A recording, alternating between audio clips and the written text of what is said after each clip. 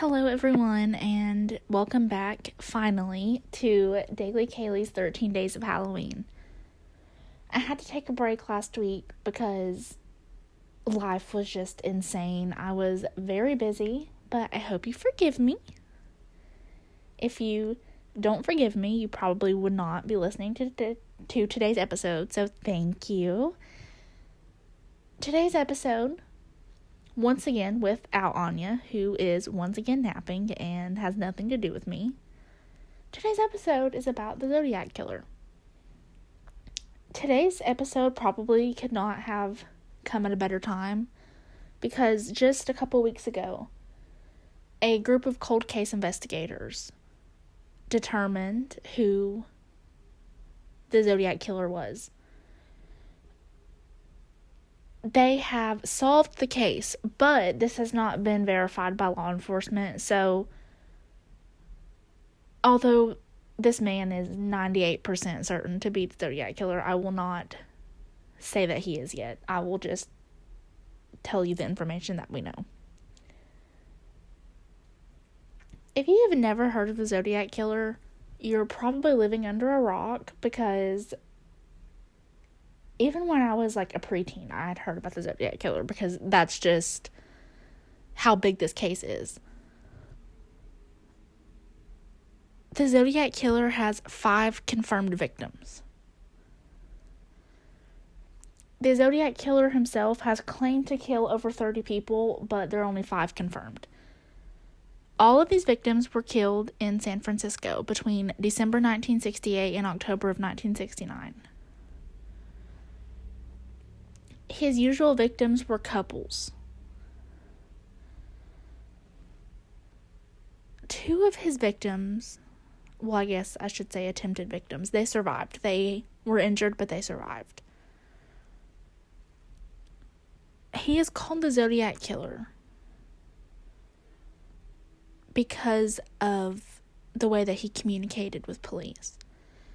He called himself the Zodiac, and he would write letters and mail cards to newspapers threatening to kill people if the public was not made known of his presence. I don't really know how to put that. I don't know why I said it that way. Basically, he threatened to go on a killing spree if the newspapers did not print the letters that he sent them because he wanted attention. That's all that he wanted. He wanted to be well known and he wanted to be notorious. A lot of his letters included cryptograms or ciphers, and in some of these ciphers, he claimed that he was collecting his victims to be slaves for him in the afterlife. Out of 4 of the ciphers that he created, 2 of them still have not been solved, and one of them took over 51 years to crack, which you'll hear about in a little bit because I'm going to tell you about it. There was one suspect that authorities strongly believed was the Zodiac Killer. I mean, they wholeheartedly believed this man was guilty, and his name was Arthur Lee Allen. Arthur was a former elementary school teacher, and he was a convicted sex offender. However, he died in 1992, and he was never charged with any crime.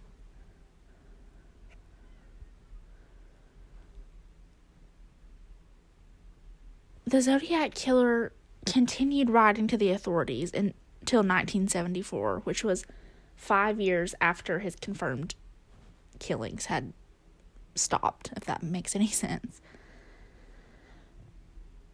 After he stopped writing to the police, 30 years later, the San Francisco Police Department marked the case inactive, and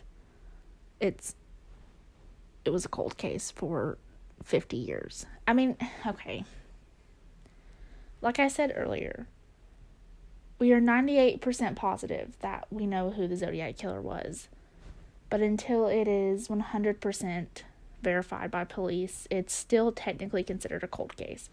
So like I said, it wasn't made an inactive case until 30 years had passed.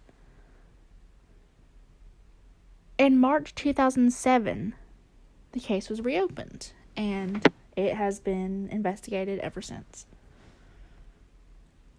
The 5 confirmed victims of the Zodiac, 4 of them were part of a couple. So there were 2 couples that he killed, and 1 was a taxi driver. His first 2 confirmed victims were David Arthur Faraday and Betty Lou Jensen, who were 17 and 16 years old. They were shot and killed on December 20th, 1968. His second set of victims were Michael Renault Magot, who was 19, and his girlfriend Darlene Elizabeth Farron, who was 22. They were shot on July 4th, 1969.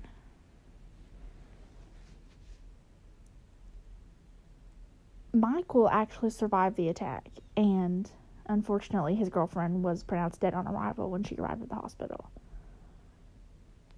His next set of victims were Brian Calvin Hartnell, who was 20, and his girlfriend Cecilia Ann Shepard, who was 22. They were both stabbed on September 27th, 1969. Brian was stabbed 8 times in the back, and he survived. However, his girlfriend Cecilia died on September 29th, 2 days later. His last confirmed victim is Paul Lee Stein, who was 29 years old.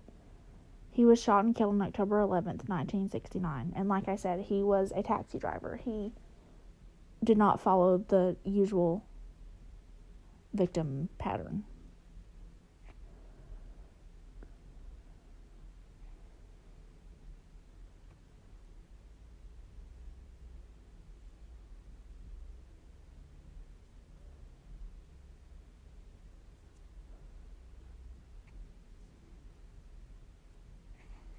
The first letter from the Zodiac Killer said, "I like killing people because it is so much fun. It is more fun than killing wild game in the forest because man is the most dangerous animal of all.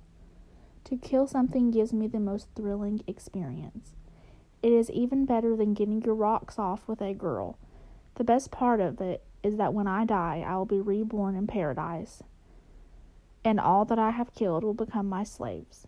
I will not give you my name because you will try to slow down or stop my collecting of slaves for my afterlife." He had a shit ton of spelling and grammar errors.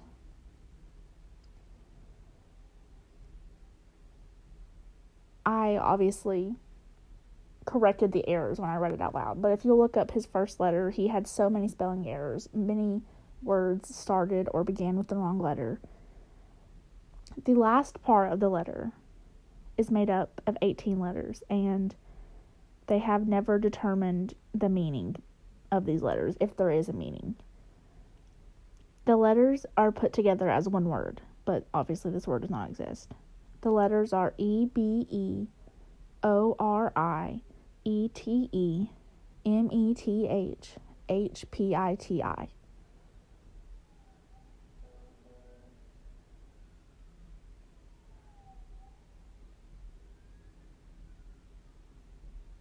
On August 1st, 1969, 3 letters that he had written were received by the San Francisco Examiner and 2 other local newspapers. They were nearly identical, but they were slightly variated. Like, he had written it from memory and didn't actually copy what he had written. A psychiatrist examined the letters and said that whoever wrote this was someone that you would expect to be brooding and isolated. This person took credit for both of the shootings of the first 2 victims, if that made any sense. Both sets of victims.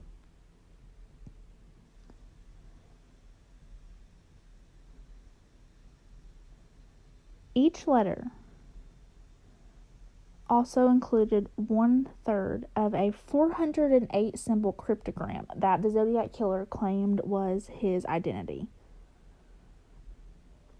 He demanded that these letters be printed on the front page, or he would cruise around all weekend, killing lone people in the night, and then move on to kill again until I end up with 12 people over the weekend. Those were his exact words.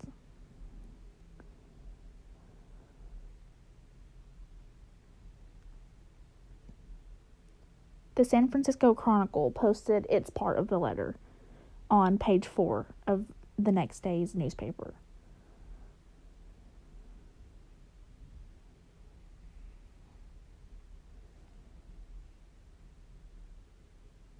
The editor-in-chief at the newspaper obviously made this decision to not print it on the front page.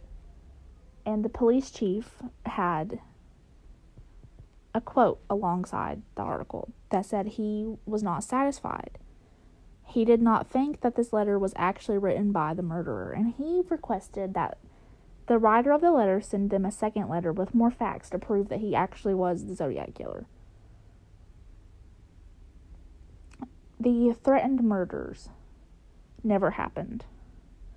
He said that he would go on a killing spree if all 3 newspapers did not print these on the front page, and he did not do that. However, all 3 letters were eventually published. On August 7th, 1969, another letter was received at the San Francisco Examiner, and the beginning of the letter said, "Dear editor, this is the Zodiac speaking."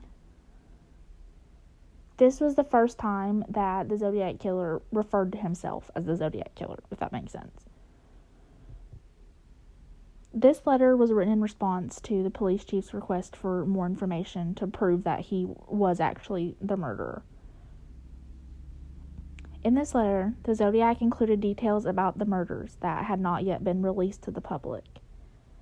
He also left a message to the police, and when they cracked the code, it said, "They will have me."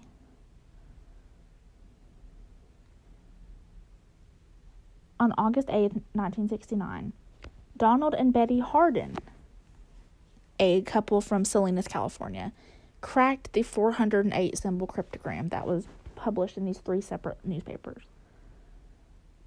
It contained a misspelled message, and he referenced the most dangerous game. That's basically what he said he was playing. The author also said that he was collecting slaves for his afterlife, which he had, we knew, because I just told you.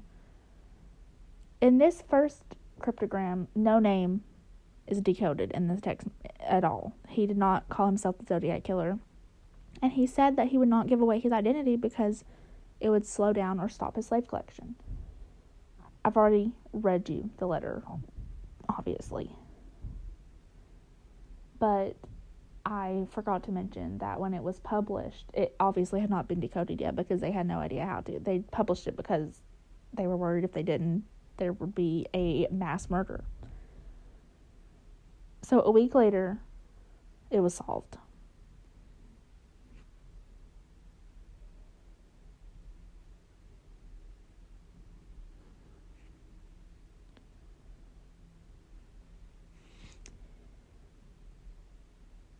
When Brian Hartnell and Cecilia Shepard were attacked, the police that found their car had drawn a cross circle symbol on the door, and he used a black felt tip pen. Below this symbol, he wrote, "Vallejo, 12/20/68, 7/4/69, September 27th, 69, 6:30, by knife." He was basically confirming that all of these murders leading up to Brian and Cecilia were by the same person. At 7:40 p.m., the same night that Brian and Cecilia were attacked, the Zodiac killer called the Napa County Sheriff's Office from a payphone and reported the crime. The caller first said that he was calling to report a murder, and then he corrected himself and said, no, a double murder. He then stated that he was indeed the murderer. He left the phone off the hook, and by the time the police got there, the phone was found still off the hook.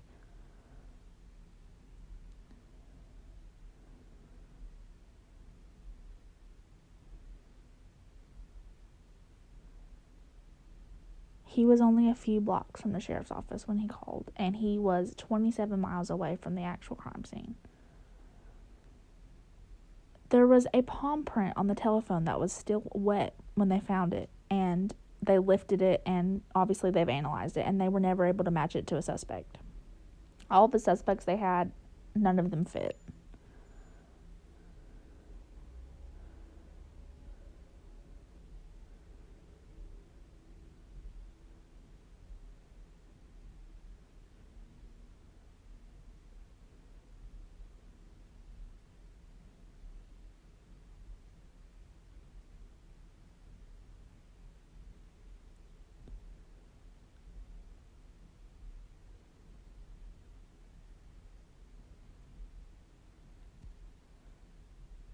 Paul Stine, the taxi driver.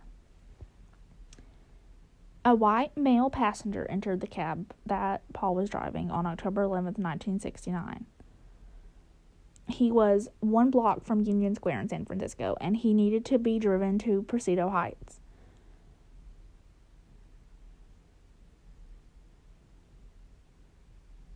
The passenger specifically requested to be driven to the corner of Washington and Maple Street. Obviously, the reasons behind this are unknown because Paul is now dead, but for some reason, Paul drove him 1 block past Maple Street and went on to Cherry Street. The passenger then shot Paul once in the head with a 9mm handgun, took his wallet and his car keys, and tore away a section of Paul's shirt tail that had been stained by his blood. The murder was seen by 3 teenagers across the street at 9:55 p.m. and they called the police while the crime was in progress. They watched this happen. They observed him wiping the cab down before walking away. 2 blocks from the crime scene, 2 patrol officers responded to the call, and they saw a white man walking along the sidewalk and stepping up onto a stairway that led up to the front yard of a home on the north side of the street.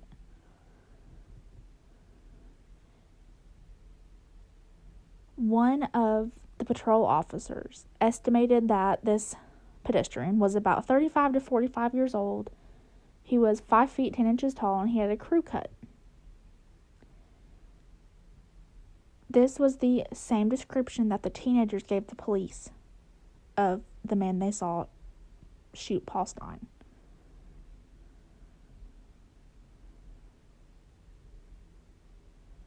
This was the last confirmed murder of the Zodiac killer.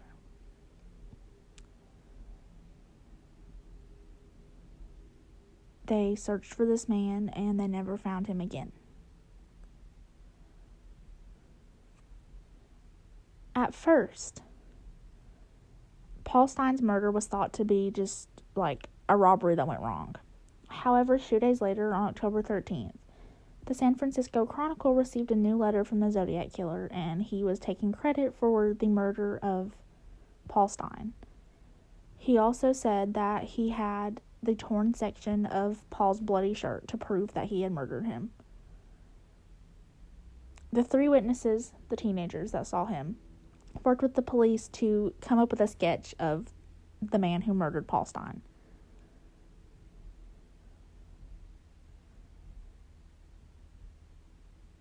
Over the years, the San Francisco Police Department used this sketch to investigate an estimate of 2,500 suspects.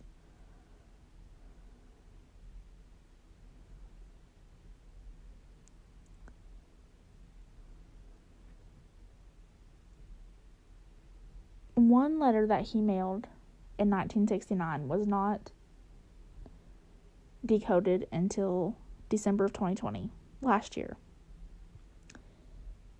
It says, "I hope you are having lots of fun in trying to catch me. That wasn't me on the TV show, which brings up a point about me. I am not afraid of the gas chamber because it will send me to paradise all the sooner. because I now have enough slaves to work for me where everyone else has nothing when they reach paradise. So they are afraid of death. I am not afraid because I know that my new life will be an easy one in paradise death. Like I said, a shit ton of spelling and grammar errors. You can look up this letter to read it for yourself because I had to correct it when I was reading it out loud or it would have made zero sense. Back to 1969. On October 14th, one day after this letter was received, the Chronicle received another letter from the Zodiac. This time the letter actually had a piece of Paul Stein's shirt to prove that he really was the killer that was writing the newspaper. He also included a threat to kill some local school children that were getting off of a school bus. He wrote, "Just shoot out the front tire and then pick off the kiddies as they come bouncing out." On October 20th, 1969, around 2 p.m., someone claiming to be the Zodiac called the Oakland Police Department and demanded that one of two prominent lawyers appear on AM San Francisco, which was a talk show. One of them, Melvin Belly, appeared on the talk show. Jim Dunbar was the host of the show, and Dunbar requested that no one call into the show that day so that they can keep the lines open in case the Zodiac decides to make an appearance.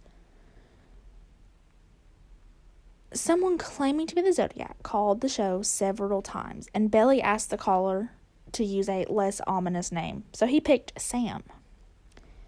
Sam, the caller, said he would not reveal his true identity because he was afraid of being sent to the gas chamber. Belly arranged a meeting so the caller would arrive outside of a shop on Mission Street, but no one arrived. The call was later traced back to a patient in a mental institution, so they concluded that this was not the Zodiac killer. After this show, the letter that I told you was deciphered in 2020 was mailed in. They obviously did not solve this for 50 years.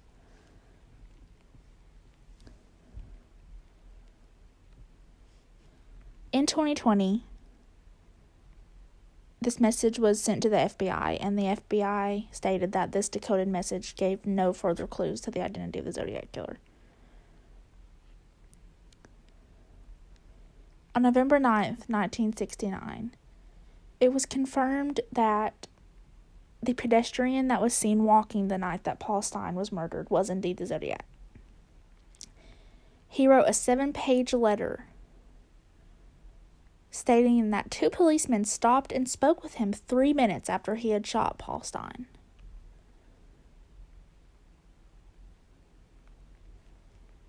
On December 20th, 1969, exactly 1 year after the murders of David Faraday and Betty Lou Jensen, his first confirmed victims, the Zodiac mailed a letter to the lawyer, Belly, that included another piece of Paul Stein's shirt. And the Zodiac said that he wanted Belly to help him.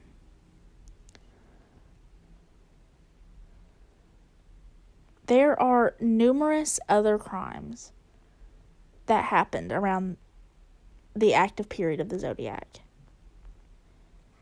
They have never been confirmed to be his victims, but they have similar, just slightly different pieces of information, I guess I should say. They have similarities. Now, on October 27th, 1970, a reporter by the name of Paul Avery, he had been covering the Zodiac case for a year now. He received a Halloween card signed with the letter Z and the Zodiac's cross circle symbol. Inside of the card, there was a handwritten note that said, "Peekaboo, you are doomed." Soon after he got this letter, Avery received another anonymous letter alerting him to the similarities between the Zodiac and the unsolved murder of Sherry Jo Bates, which happened 4 years earlier in Riverside, California.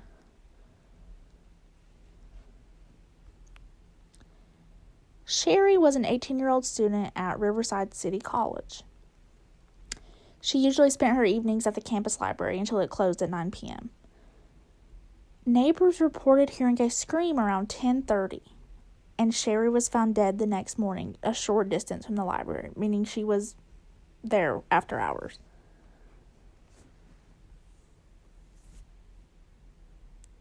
She was brutally beaten and stabbed to death. A man's Timex watch and a torn wristband was found nearby, like she had struggled and ripped it off in the process. The watch had stopped at 12:24, but because of the neighbors, the police believe that this attack obviously occurred much earlier than that.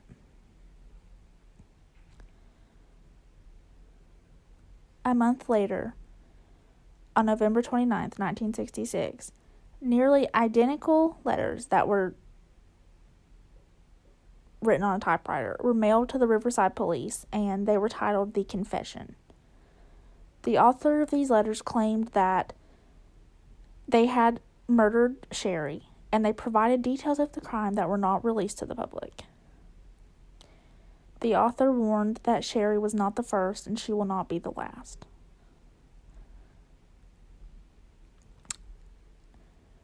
In December of 1966, a poem was discovered carved into the bottom side of a desk in the Riverside City College library. The poem was titled "Sick of Living, Unwilling to Die." The language and the handwriting resembled the Zodiac's letters. The handwriting was very, very familiar. This poem was signed with the initials R.H.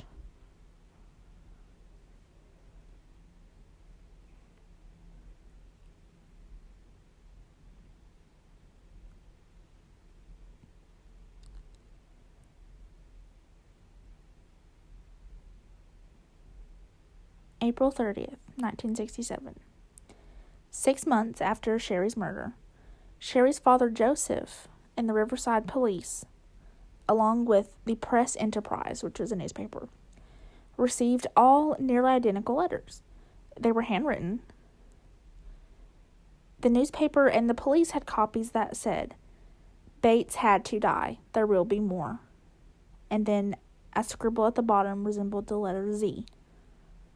Joseph's copy said, "She had to die. There will be more," without the signature at the bottom.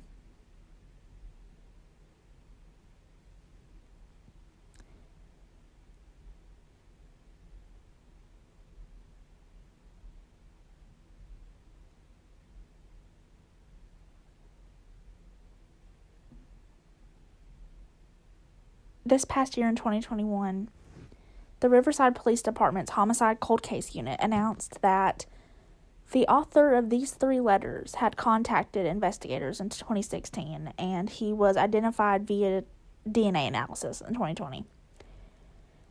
He admitted that these letters were a hoax, and he apologized, and that he took full responsibility for writing these, but basically this was not the Zodiac that wrote these letters. However, that does not mean that the Zodiac did not kill Sherry.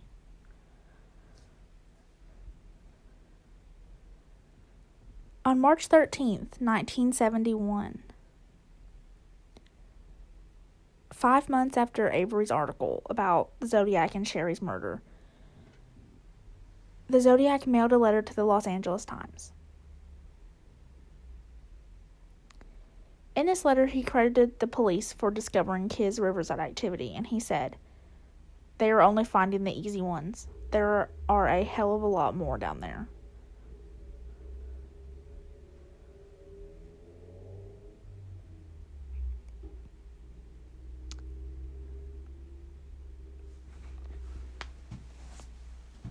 My cat is trying to break into my room.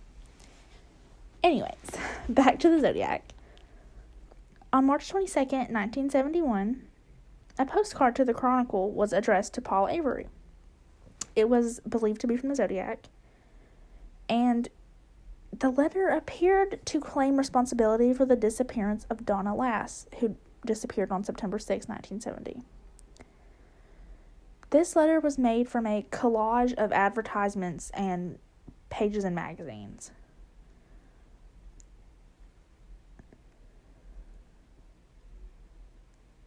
This letter, if you will, I guess you could call it a letter,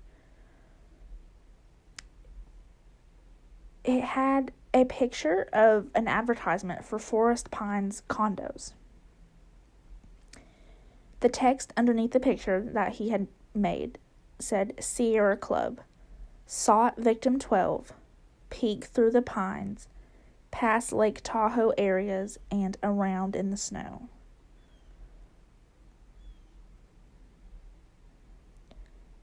The Zodiac signed this letter with his cross-circle symbol like he usually did. Now, Donna Lass was a nurse at the Sahara Tahoe Hotel and Casino. She worked until about 2 a.m. on September 6, 1970. Her last patient was treated at 1:40 a.m. Later that same day, both her landlord and her boss received phone calls from an unknown male, falsely claiming that Donna had left town because of a family emergency. However, this, like I said, was false, and she was never found.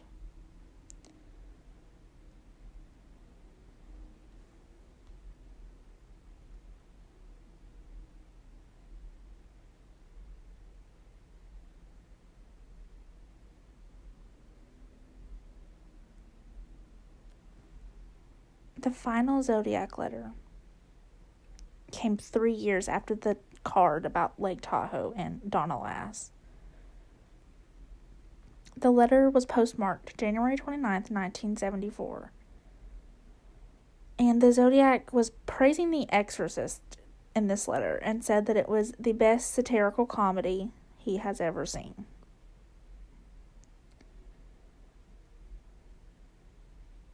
The letter also had a piece of a verse from the Mikado and an unusual symbol at the bottom that still to this day is unexplained.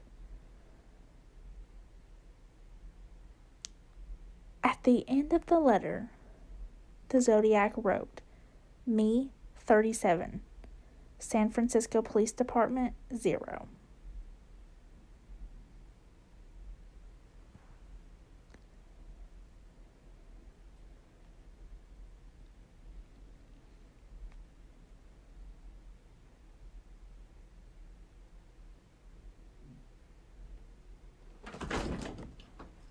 Well, my cat broke in, if you heard that.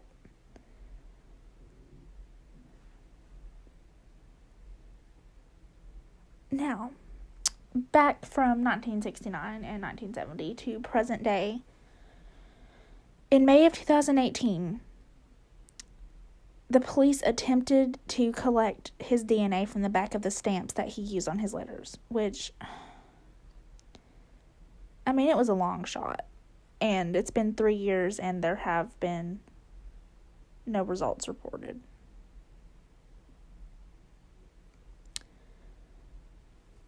This month, October of 2021, the Case Breakers, which is a team of over 40 cold case investigators, they are composed of former law enforcement investigators, military intelligence officers, journalists. They all work together to solve cold cases. A couple of weeks ago, they claimed to have identified the Zodiac killer as Gary Francis Post.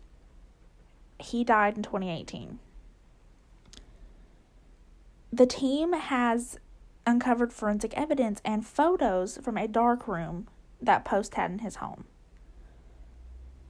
They also noted that the scars on Gary's forehead matched those that were described as the Zodiac killer. They also claimed that when they removed the letters that make up the name Gary Francis Post from one of the Zodiac's cryptograms, it reveals an alternate message. The FBI is still listing this as an open case until they can verify this information. But I think that is a hell of a discovery. And like I said, I think that is why this case could not have been featured on Daily Kaylee at a better time. I really wanted to do the Zodiac last year, but I did an American Horror Story theme for last year's season.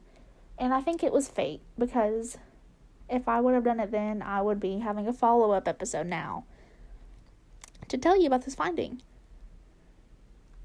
Like I said, it has not been confirmed by official law enforcement investigators.